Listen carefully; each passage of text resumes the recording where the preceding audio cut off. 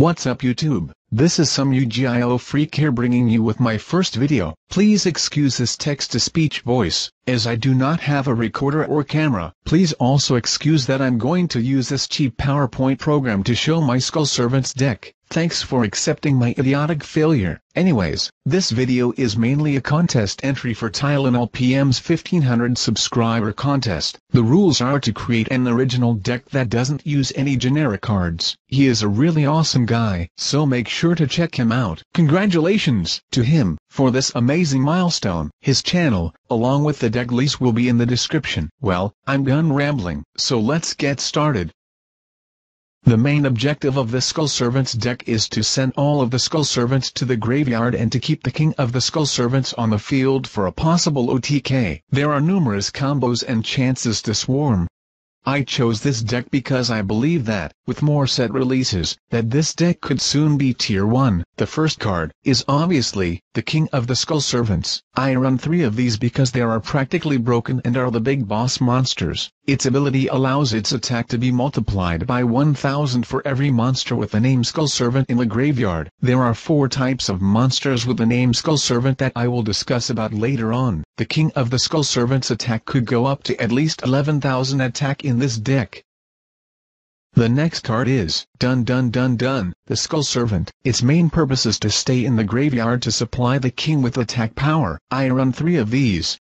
The next card is the Lady in White. Its ability allows it to stop the attacks and the effects of spell and trap cards against zombies whose levels are 3 or lower. Its defense is 2200, which is amazing. The Lady in White can also be treated as a Skull Servant in the graveyard. 3 of these are a must. The new card that just came out in Star Strike Blast is Wightmare. It can be discarded to bring back a Skull Servant card that was removed from play. It is a nightmare against Banisher of the Radiance and can be a power supply for the king. Spirit Reaper's ability allows it to evade destruction by battle. By setting this monster in defense mode, it can be a descent stall card. It also kills X-Sabers.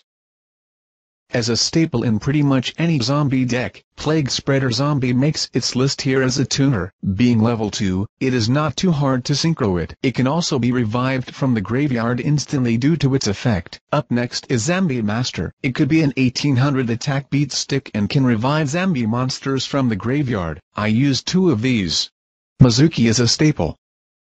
I run 2 Goblin Zombies. It acts as a searcher for any zombie monster with less than 1200 defense. I also run 1 Pyramid Turtle. It can be a good defender and can search out zombie-type monster with less than 2000 defense when it is sent to the graveyard. Dark Grepher can be a stupendous 1700 beat stick and can discard monsters. It acts as sort of a foolish burial as it helps send Skull Servants to the grave. Magical Merchants are really magical. It crazily mills out all of my monsters that I draw until I draw a spell or trap card. I definitely run 3 of them. This next card, Chaos Necromancer, isn't really that much of a card that you find in a Skull Servants deck. I just basically added this card on because there is a lot of milling involved in this deck, and this card can truly benefit because of its effect of its attack being multiplied by 300 for every monster in the grave. It's also a level 1 card that can be equipped to a spell card that I will describe later. Book of Life practically brings this deck to life. If any card is overmilled, Book of Life could act as a monster reborn to bring back any zombie monster and can even remove from play a monster from your opponent's graveyard. I run 3 Book of Life. Almost every deck, in my opinion, should run a spell that destroys your opponent's monsters. Instead of using Fissure, Smashing Ground or Dark Hole, I am using 2 Lightning Vortexes because of their discarding cost. However, the discarding cost is not really a cost, considering that I need monsters in the graveyard. Lightning Vortex beautifully destroys all of the face-up monsters on your opponent's field. In case if there is ever a dead draw, hand destruction will help me. I run 1. Most of the deck's key monsters are level 1, so 1 for 1 can easily search out my Skull Servants. 1 for 1 is like a golden sarcophagus, except with more benefits in this deck. The main objective of this card is to hopefully OTK. Opti-Camouflage Armor allows the equipped level 1 monster attack directly. If the King of the Skull Servant's attack is high enough, it could mean game. I run 2 of these bad boys. Assisting Opti-Camouflage Armor is Triangle Power. It violently increases the attack of all level 1 monsters on the field by an astounding 2000 attack. Triangle Power is like a limiter removal for this deck, because if it is not used correctly, the tables could unfortunately turn because all of the level 1 monsters on your field are destroyed at the end phase. Like Monster Reborn, Call of the Haunted is considered a staple in zombie decks. It revives and special summons a monster from the graveyard. I run 2 Phoenix Wing Wind Blasts because of its super effect of discarding a card to send a card of your opponents to the top of their deck. It is like a mini compulsory or oppression.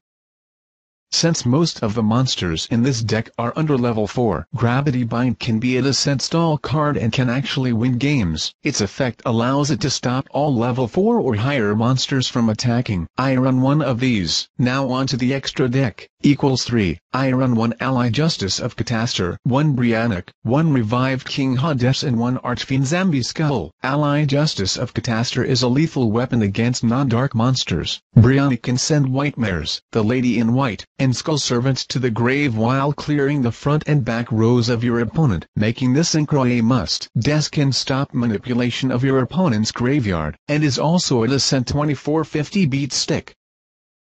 Although the synchro is a little harder to get out, its effect is hacks. It can practically stop all card effects against zombie-type monsters and can stand for a while because of its 2500 attack. The rest of the extra deck should be standard or filler, while the side deck should be stereotypically anti-meta. That is pretty much it. That is my Skull Servants deck. I had a lot of fun making this. Please remember to check out Tylenol PM, enter his contest, and ignore this emotionless robotic voice. Thanks for watching.